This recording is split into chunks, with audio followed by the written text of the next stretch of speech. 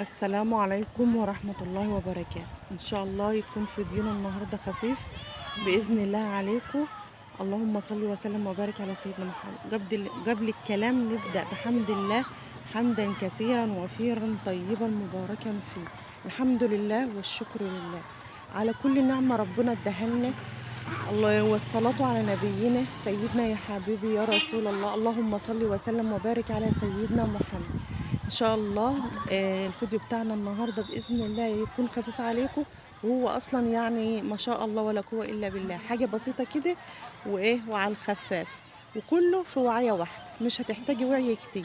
الوعايه اللي انا عملت فيها والوعايه اللي انا غرفت فيها بس. تعالوا يلا المطبخ، تعالوا ما نشوفوا هنعمل طبقنا النهارده بسم الله ونسمي الله كده، وتعالوا ما نشوف في المطبخ هنعمل ان شاء الله. طبق ذرة سريع ان شاء الله باذن الله اهوت، ومش مكلف، وينفع تحطيه يعني جنب، لو انت عامله عزومه ينفع تحطيه جنب الحاجات اللي انت عاملاها. جميل ومفيد ومغذي ومش مكلف. بسم الله ما شاء الله. اهو حاطين بصلتين كبار خرطناهم ومعلقتين سمن هتتشوح. شوف بقى هنعمل ايه، هنضيف له الخطوه الجايه ان شاء الله باذن الله. حطينا كبد وجوانص اهما ونشوحنا. حطينا بقى بهارات فراخ، فلفل اسمر، كركم، معلقه نص معلقه كركم على معلقه كاري، رشه ملح، زنجبيل. البهارات ظاهره عندكم اهي كلها. هبدا اقلب لحد ما تشوحهم مع بعض. ضفت لها معلقه اللهم صل وسلم وبارك على سيدنا محمد بابريكا، ومعلقه صغيره من الكاري موجودين هما. هبدا بقى اقلب المكونات دي. وصلت للون الجميل ده والتشويحه ديت بسم الله ما شاء الله. اهوت حطينا كركم، كاري، بابريكا، ندى فلفل اسمر، ملح، بهارات فراخ.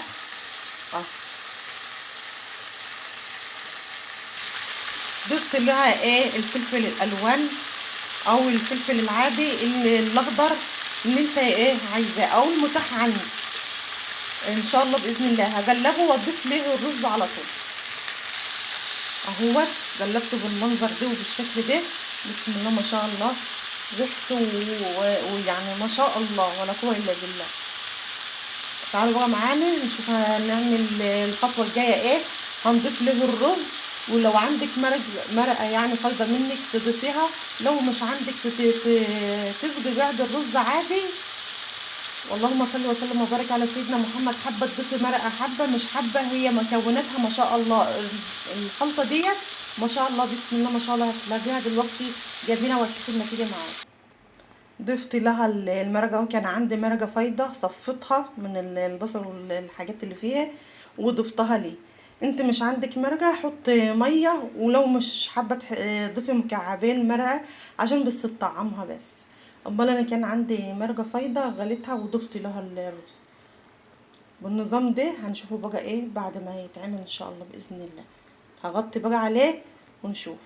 بسم الله ما شاء الله. شوفوا بقى منظرها، ريحه وطعمها، وبرضو طبق برضو مفيد ومغذي ومش مكلف، وممكن يتحط على سفرتك اهو، او يتحط كده وجنبه طماطم وخيار وسلطه ومخلل.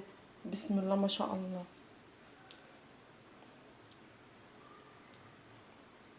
اشوفكم على خير في فيديو جديد. استودعكم الله الذي لا تضيع ودائع في رعاية الله وحفظ الله.